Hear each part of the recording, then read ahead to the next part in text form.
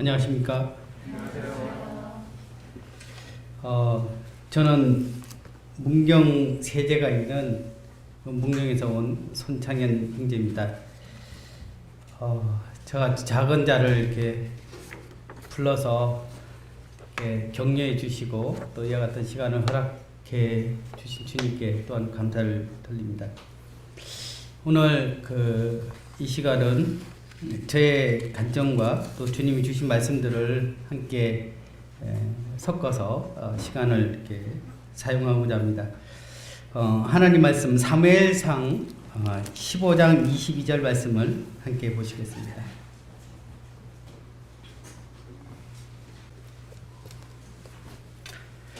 사무엘이 이르되 여호와께서 번제와 다른 제사를 그의 목소리를 청종하는 것을 좋아하신 같이 좋아하시겠나이까. 순종이 제사보다 낫고 듣는 것이 순양의 기름보다 나으니. 이 말씀은 그 이스라엘 초대 왕이었던 이 사울 왕이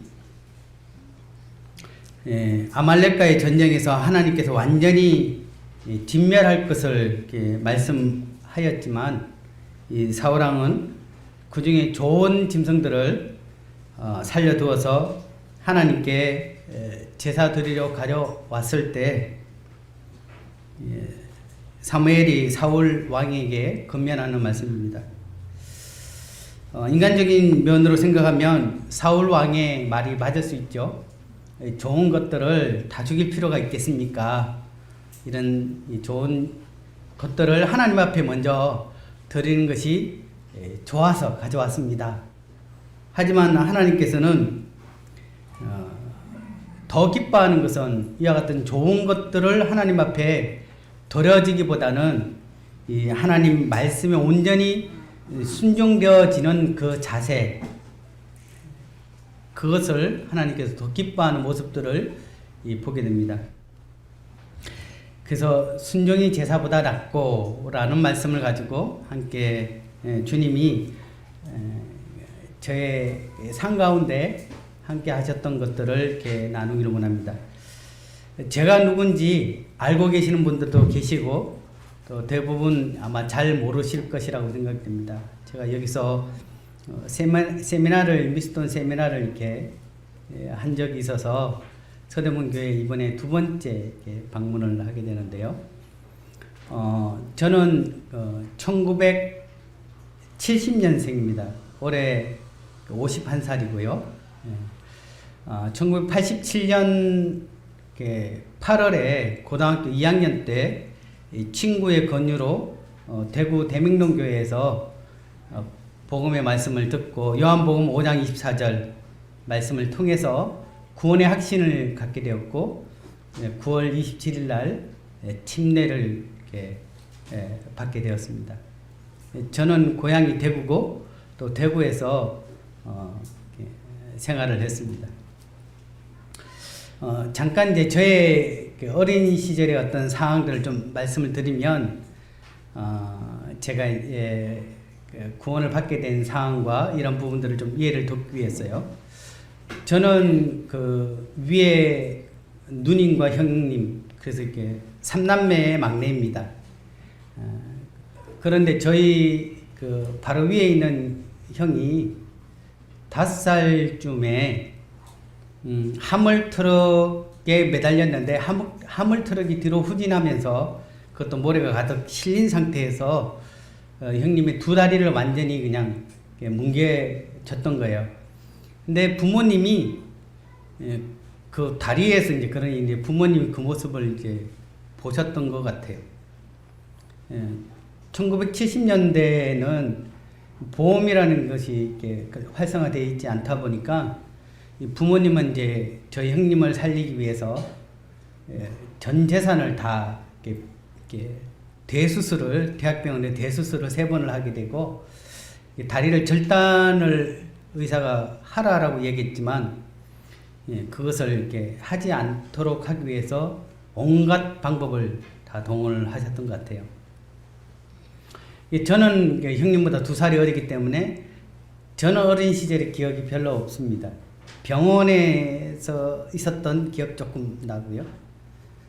그러다 보니까 이제 저희 아버님은 거기에 대한 어떤 죄책감, 자식을 방치했고 또 눈앞에서 그런 일들이 일어났고 또 자신이 모아뒀던 모든 재산을 다 이렇게 서버렸기 때문에 그 이후로 아버님은 이제 술로 시간을 보내게 되셨던 것 같아요. 저는 늘 술에 취해 있는 아버지의 모습밖에 기억이 없었습니다. 저의 사춘기는 굉장히 좀 아버지에 대한 어떤 분노로, 왜냐면 매일 술을 드시고 뭐 또 술을 드시면 그냥 주무시는 것이 아니라 밤새도록 이야기를 하게 되고 또 저희들도 그렇고 많이 좀 힘들게 했습니다. 아버님은 해병대 특공대 출신이시거든요. 그러다 굉장히 건장하셨죠. 그래서 소주 2업짜리 큰 병인데 그것을 5병을 그 자리에 마셔도 한 발로 서 계시는 분입니다. 늘 이렇게 건강하셨고 또 잘 드셨죠. 아버지가 집에 들어오기까지는 저희 3남매는 잠을 잘 수가 없습니다. 아버지가 새벽 3시에 들어오면 저희가 만약에 잠을 잤다 그러면 겨울인데도 그냥 물바가지로 그냥 저희 3남매를 버버리고 깨우시는 분이셔서요. 아주 독특하셨죠. 저는 이제 저희 집 사람이 그런 얘기를 깊이 잠을 잘 못 자고 있다. 왜냐면 어릴 때부터 아버지가 들어오셔야 잠을 잘 수 있는 거예요. 그렇게 늘 깨워서 긴장하고 있는 거죠. 그것이 지금도 이렇게 습관이 되어 있는데요. 생활력이 없으신 아버지의 어떤 그런 알코올 중독적인 삶들을 계속 살아가는 가운데 저희 어머님은 일을 하실 수밖에 없었습니다. 저희 3남매를 키우기 위해서. 그래서 새벽 4시면 일을 하러 나가시고 밤 11시 이후에 아마 들어오셨던 것 같아요. 그래서 어떨 때는 초등학교 때 한 달에 한 번 엄마의 얼굴을, 매일 들어오셨지만 저는 잠을 자야 되기 때문에 엄마의 얼굴을 이렇게 한 달에 한 번, 2번 이렇게 본 적도 있었습니다. 뭐 소풍을 가거나 운동회를 가면 뭐 어머님이 뭘 챙겨주시고 또 함께 가고 이런 것들은 저희 어린 기억은 없습니다. 그러던 중 이제 사춘기가 되면서 저는 아버지에 대한 분노가 굉장히 폭발을 하게 되었죠. 근데 주님께서 처음 교회에 갔을 때 이 복음의 말씀을 듣게 될 때 로마서 1장 말씀을 통해서 거기에 말씀 보면 이 수많은 죄들에 대한 목록 중에 부모를 거역하고 이런 구절이 있죠. 그리고 이러한 자들은 사형에 해당한다 이렇게 말씀을 했을 때 제가 참 하나님 앞에 제가 죄가 없습니다 라고 얘기할 수가 없었어요. 저는 크면 아버지를 복수하려고 그런 마음을 막 늘 갖고 있었거든요. 왜냐하면 너무나 이렇게 어머님을 괴롭히고 저희를 괴롭히고 아무는 무능하고 뭐 그런 아버지에 대해 굉장히 이렇게 사춘기에 큰 상처가 있었기 때문에 도리어 어머님에 대해서 굉장히 불쌍히 여기는 마음들이 있었습니다. 근데 제가 구원 이렇게 받을 쯤에 제게 복음을 전해줬던 인재님에게 제가 고등학교 2학년 때 제가 하나님 앞에 죄인인데 저도 구원받을 수 있습니까? 라고 질문했을 때 하나님은 모든 사람들을 사랑하시기에 너도 구원받을 수 있다라고 이야기를 하셔서 전 복음의 말씀을 듣고 요한복음 5장 24절을 통해서 제가 구원의 확신을 가졌습니다. 그 이후에 제 첫 번째 삶의 변화는 저희 아버지를 용서하기 시작했어요. 제 삶이 바뀌었어요.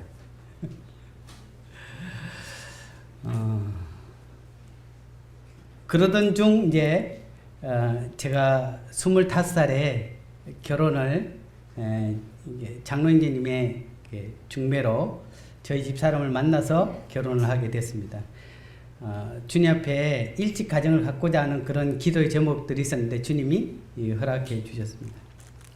제가 결혼을 하게 될 때 저희 어머님이 저희 집 사람에게 부탁을 했고 또 저희 어머님이 눈물을 흘리면서 이렇게 이야기했어요. 이제 우리 아들 따뜻한 밥 먹게 생겼네. 저는 밥은 늘 식은 밥이라고 생각해요. 예전에는 전기밥솥이 없었거든요. 그래서 아랫목에 이렇게 밥 이렇게 넣어 놓으면 어머님 새벽에 넣으면 아랫목에 놓잖아요. 그러면 이렇게 발로 차고 이러다 보면 항상 저는 밥은 그냥 식은 밥으로 먹는다라고 생각을 했던 거죠. 그래서 늘 그냥 밥 보면 한 숟가락 보면 통째로 들어올잖아요, 식은 밥은. 근데 어머님이 그걸 잘 알고 있었기 때문에 이제 결혼하게 되면 우리 아들 따뜻한 밥 먹게 생겼구나. 지금도 어머님은 저희가 같이 밥 먹읍시다라고 하면 항상 밥을 합니다. 아무리 식은 밥이 뭐 전기밥솥에 있더라도 밥을 즉석으로 해서 제게 밥을 차려주십니다. 그것이 어머님 좀 한이기도 하고 또한 어머니 사랑이기도 그렇게 하죠. 제가 결혼할 쯤에 대구 대명동 교회에서 대구 북부 지역으로 교회가 개척을 하게 되었습니다. 그래서 저희는 결혼과 동시에 개척이 3월 달에 되었고 저희가 4월 달에 결혼을 했기 때문에 거의 이제 결혼 날짜가 잡혀진 상태에서 대구 지금 팔곡로 교회죠. 같이 개척하게 되고 그곳에 신혼집을 꾸려서 주님을 이렇게 함께 섬기게 되었습니다. 그러던 중 이제 누가복음 9장 말씀을 함께 보시겠습니다.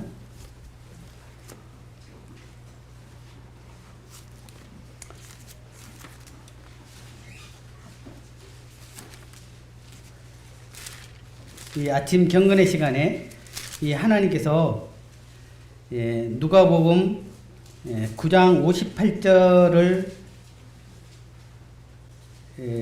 말씀을 제게 보여주셨어요. 예수께서 이르시되 여호도 굴이 있고 공중의 새도 집이 있으되 인자는 머리 둘 곳이 없도다.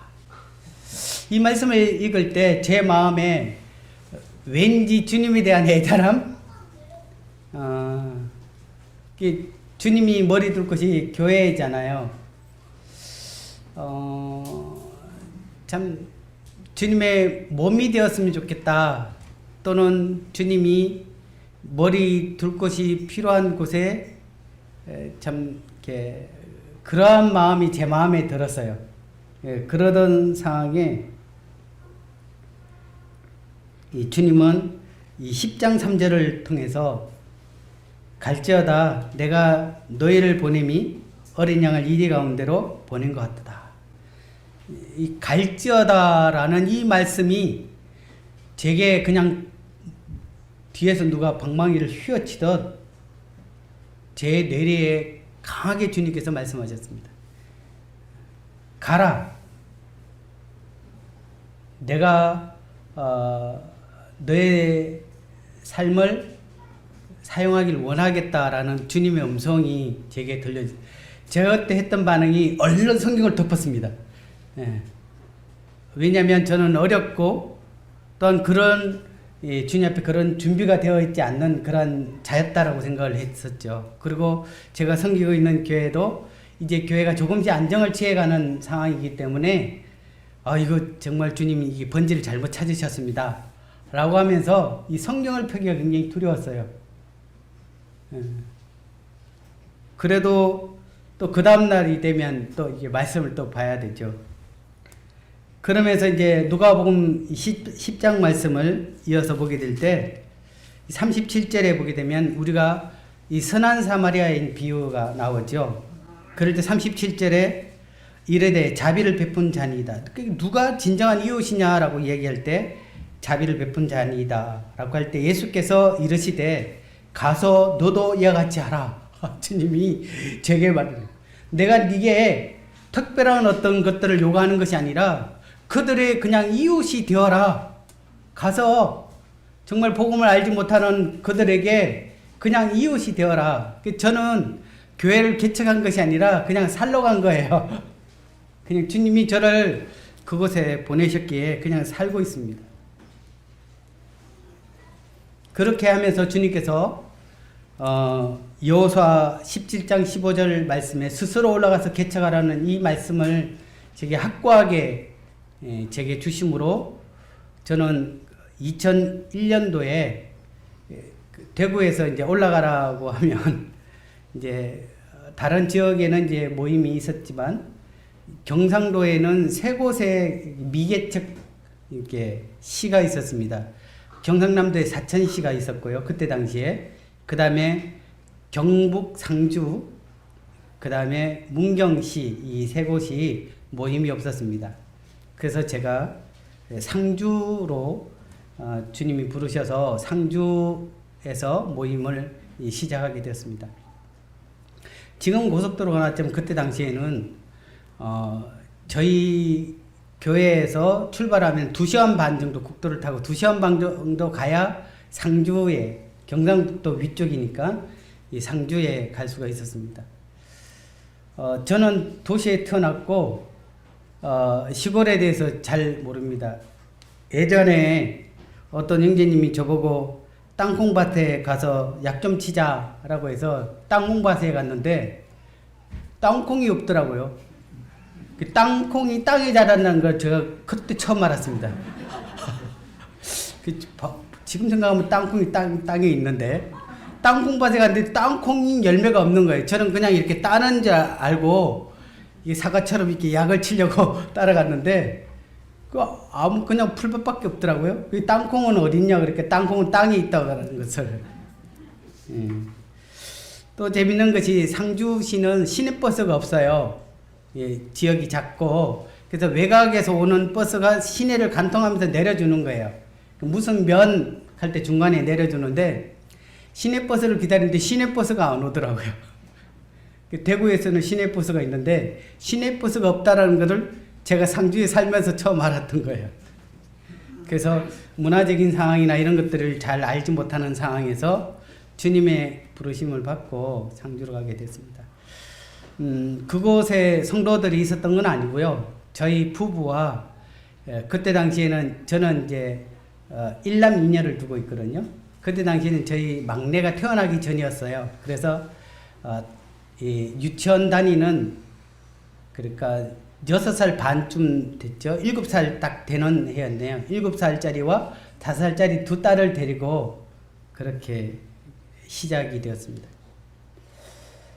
시끌벅적했던 게 모임 생활을 하다가 아무도 없는 그런 이렇게 곳에서 예배를 드리고 이렇게 생활할 때 한 성도가 얼마나 귀한지, 함께 예배를 드린다는 것이 얼마나 소중한지를 참 이렇게 수개월 동안 굉장히 뼈저리게 경험을 했습니다. 어느 날 주님 아무도 없는데요. 제가 뭘 해야 되지요? 이렇게 주님 앞에 참 기도하고 있을 때 제가 소리 내어 기도할 때 옆에서 아멘 소리가 들리더라고요. 깜짝 놀라서 눈을 떴는데 그때 새벽이었는데요. 저희 7살짜리 딸이 아멘 하고 아빠 기도를 들은 거예요. 아, 나 혼자가 아니었구나. 가족이 있었구나. 라는 것을 이렇게 지금은 26살이 됐어요. 26살이 됐습니다. 저는 그 대구에 있을 때 저희 부모님에게 복음을 전할, 특히 이제 어머님에게 복음을 전하려고 무단히 애를 썼지만 복음이 전해지지 않았습니다. 그러던 중 이제 제가 직장 생활을 그만두고 경북 상주로 가게 되었을 때 이 어머님이 우리 막내가 어떻게 사는가 궁금해서 상주로 오셨어요. 근데 어머님이 일요일 날 같이 저희 예배 드리는 모습을 보고 척커덕 주저앉으셨어요. 며느리 하나, 손녀딸 둘, 다였으니까.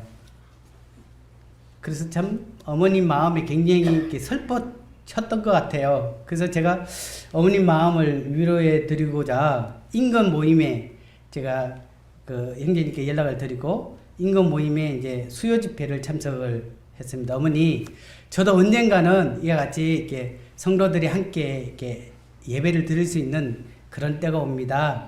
그러니까 이제 지금은 시작이니까 이러할 겁니다. 라는 걸 보여주기 위해서요. 근데 어머님이 그곳에 있는 형제님과 이제 교제를 이렇게 집회하기 전에 교제를 하는데 형제님께서 아들을 보니까 속이 상하시죠? 네. 아들을 돕고 싶죠? 네. 그럼 구원 받으셔야 됩니다. 이렇게 얘기를 한 거예요. 그 어머님은 구원이라는 말을 제가 이야기했지만 잘 모르셨죠. 10원도 아니고 구원을 받으라고 하니까. 그러면서 그 수요 집회 때 거기는 이제 기도회 모임이었는데 기도회를 이렇게 하고 있는데 어머니 우는 소리가 들리는 거예요. 엉엉 울면서 아이고 구원이 뭔지 그거 받게 해달라고. 내 아들을 돕는 것이 그거라면 그거 받아야겠다고 뭐 이렇게 어머님의 소리가 들렸어요. 이제 그 전에 제가 복음을 너무 전하고 싶은데 이 슈퍼에 가서 물건을 사서 안녕하세요라고 하면 인사를 안 받아주세요. 언제 인사를 받아주냐면 3년 만에 인사를 받아주세요. 제가 교회 사택에 사니까 야 저기는 이렇게 교회 날 전도하려고 하는구나 이렇게 하다 보니까 이 상주는 학연, 혈연, 지연으로 뭉쳐져 있거든. 농사를 짓는 곳이니까. 그래서 어떤 분이 서울에서 이사 오신 분 집 아세요? 그러면 저 집이에요. 근데 그 집이 25년 전에 이사 온 분이에요. 그 서울에서 25년 전에 이사 와도 그분은 서울에 이사 온 사람이에요. 그 정도로 이렇게 변화가 없는 곳이죠. 그래서 복음을 전하는데 이게 전할 것도 없고 사람들은 들으려고 하지도 않고 이러다 보니까 주님 저를 이곳에 보내셨는데 제가 원 없이 복음을 전하면 좋겠습니다. 영혼을 보내주세요 라고 할 쯤에 그 형제님이 저희 어머님한테 이렇게 얘기했어요. 어머님이 그럼 나 어떻게 구원 받아야 돼요? 라고 얘기하니까 아들한테 들으세요. 이렇게 하면서 보냈어요. 복음도 안 전해주시고. 근데 제가 이제 집에 와서 늦었기 때문에 어머님 주무시고 제가 다음날 이렇게 말씀드리겠습니다. 이렇게 했는데 어머님이 주무시지 않고 예배당에 쭈그리고 앉아 계신 거예요.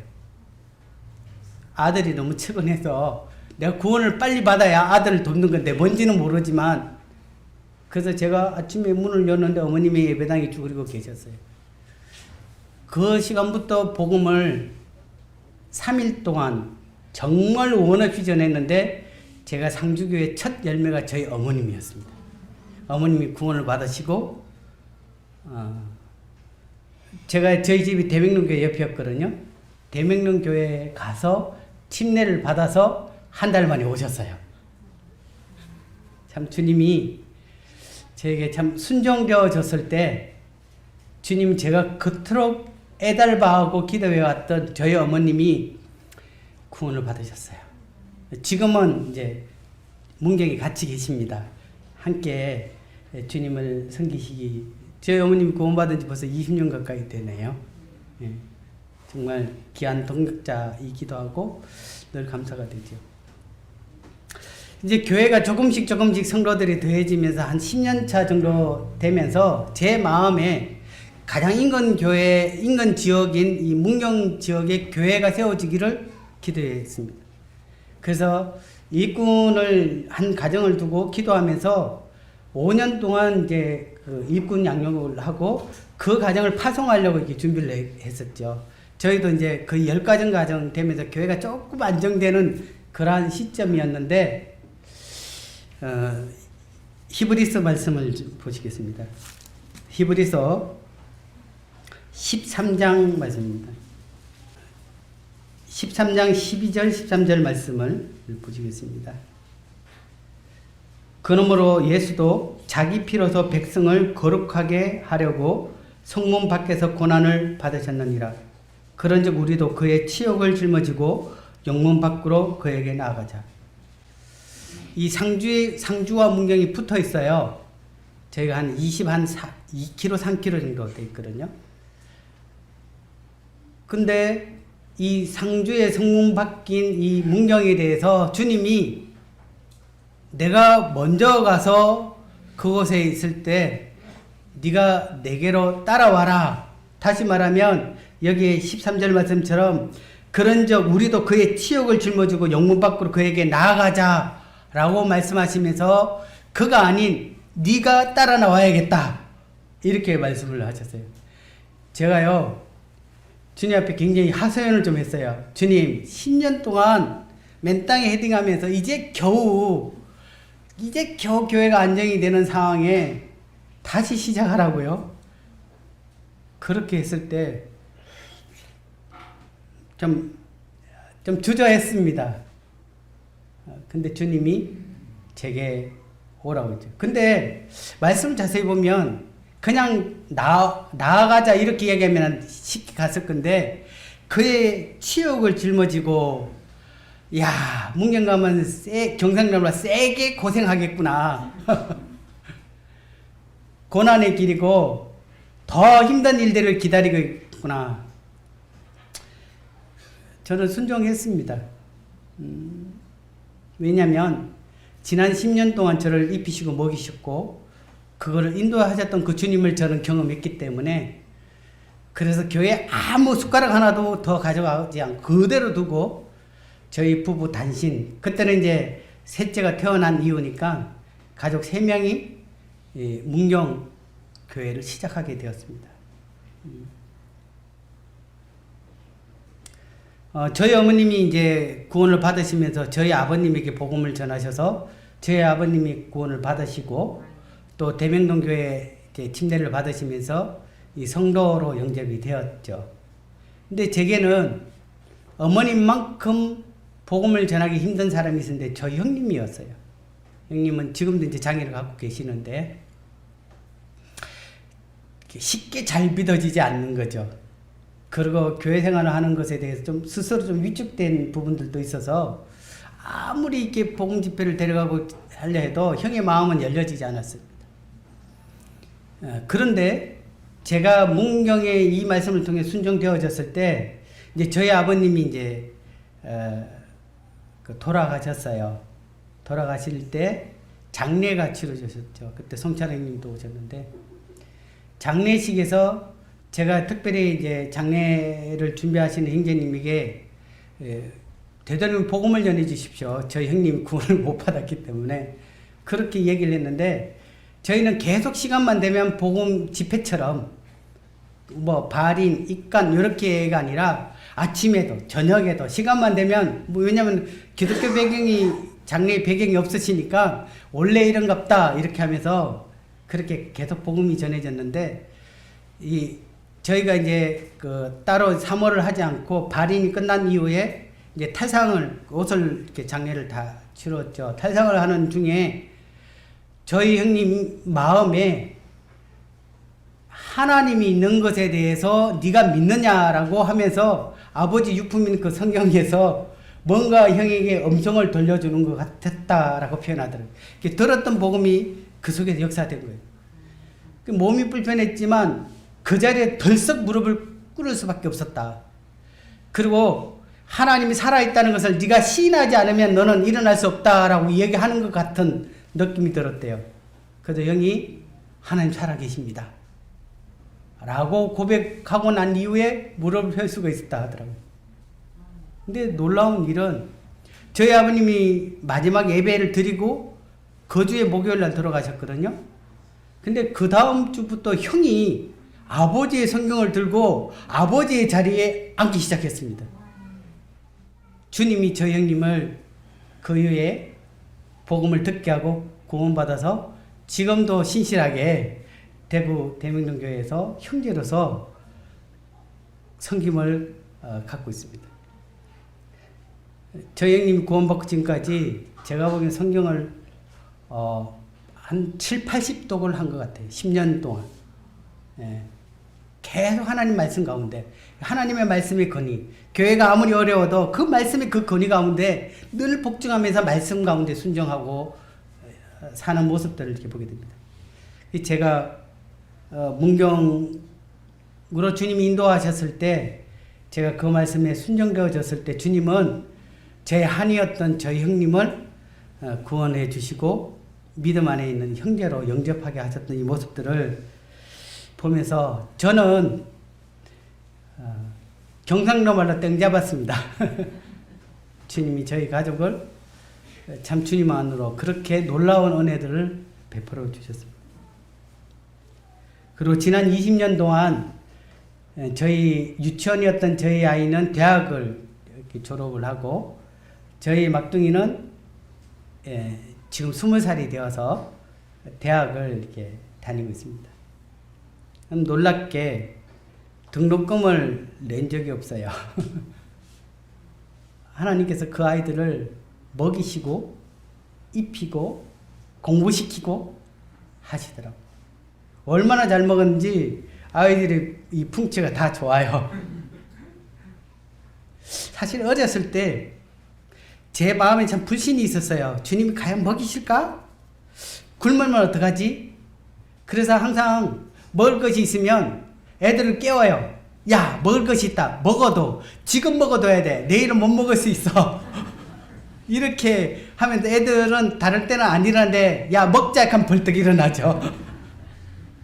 근데 주님은 매일매일 풍성하게 단 한 끼도 굶기시지 않으셨어요.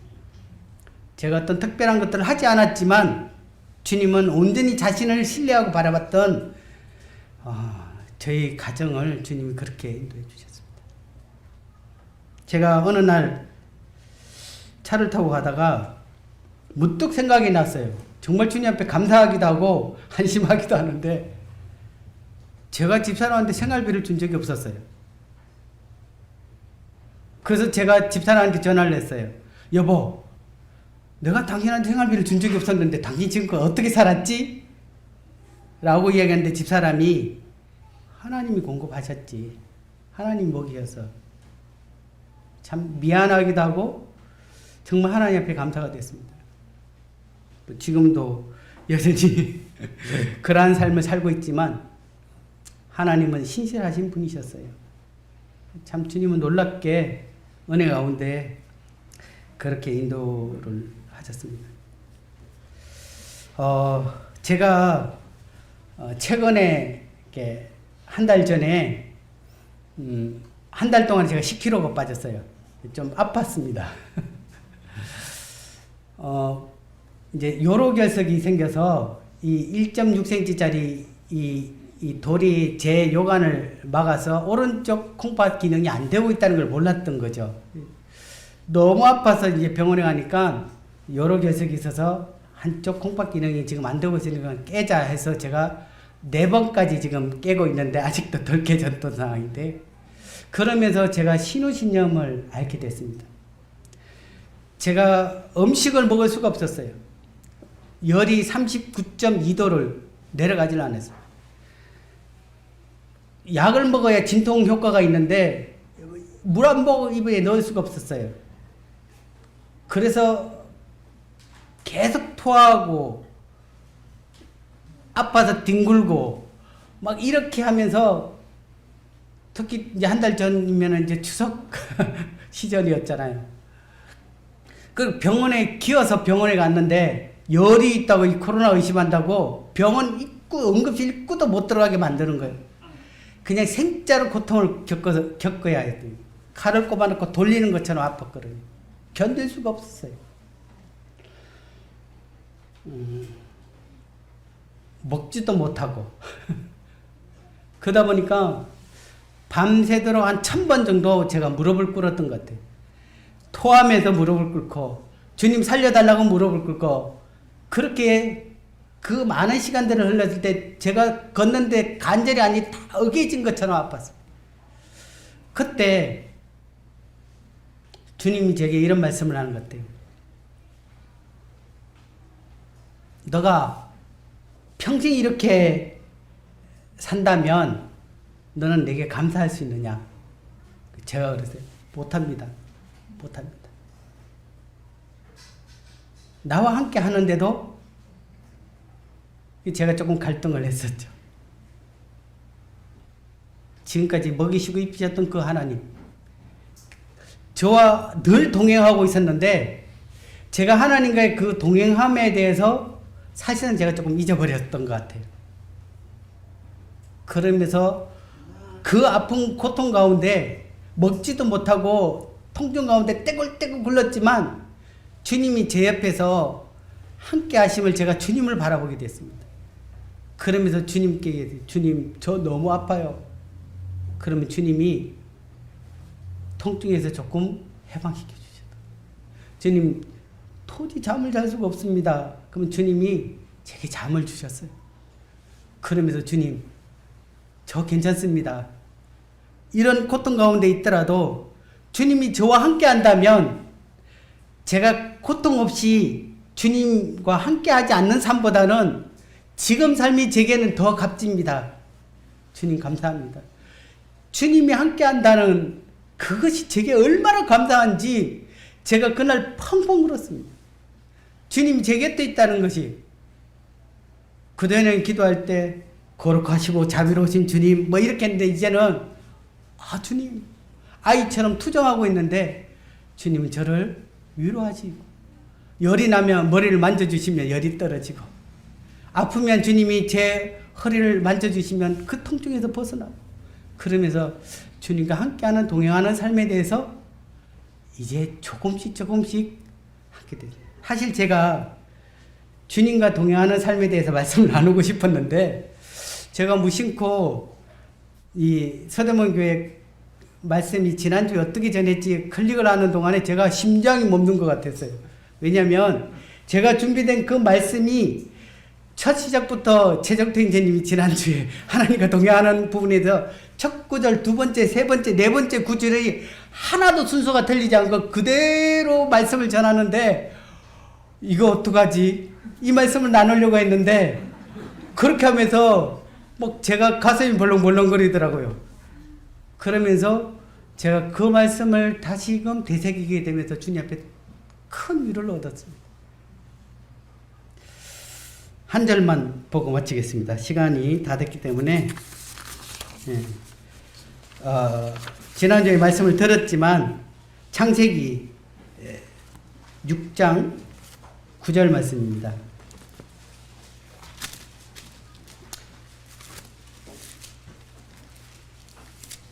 최인재님은 그래도 그냥 전해도 된다 이렇게 얘기를 했는데 그러면 오해를 받을 수 있을 것 같아서 하지만 한 절 말씀만 이제 보고 같이 읽어보겠습니다. 6장 9절입니다. 자, 시작. 이것이 노아의 족본이라. 노아는 의인이요 당대의 완전한 자라. 그는 하나님과 동행하였으며. 이 하나님의 말씀을 품고 사는 자들을 성경은 의인이요 완전하며 하나님과 동행하는 자라고 이야기를 하고 있었습니다. 지금의 때를 비유하면서 노아의 때와 같다라고 얘기하죠. 세상에 제약이 가득하고 모든 사람의 마음으로부터 모든 계획이 항상 악한 시대입니다. 특히 하나님의 아들들이 사람의 딸들의 아름다움을 보고 좋아하는 것처럼 하나님의 자녀들이 세상의 그들의 아름다움을 보고 부러워하고 좋아하는 그 모습들을 생각나게 하셨습니다. 하나님은 지금도 찾으십니다. 하나님의 말씀이 그 중심에 흔들림 없는 자들, 하나님의 말씀이 가장 우선의 가치를 두고 비록 세상에서 왕따를 당한다 할지라도 묵묵히 하나님의 말씀을 믿고 의지하고 그것을 순종하고 배를 만들었던 노아처럼 그 말씀을 품고 있는 하나님과 동행하는 그러한 자를 하나님께서 찾고 계시는 모습들을 보게 됩니다. 연약한 육신의 질병과 고통 속에 있다 할지라도 주님의 약속을 붙들고 견디는 그러한 자들, 하나님의 음성에 매일매일 귀를 기울이며 그 말씀이 어떠하든 그 말씀에 순종되어지는 그 말씀을 붙들고 사는 그러한 자를 주님이 기뻐하시고 또 그러한 자에게 하나님의 놀라우신 그 은혜를 베풀어 주심을 저는 짧은 제 생애의 경험을 통해서 주님을 바라보게 됩니다. 노아를 보면요, 얼마나 사람들이 그를 어리석다고 했겠어요. 비도 안 오는 곳에 배를 만들고 있으니까. 근데 그는 하나님의 말씀을 품고 있었습니다.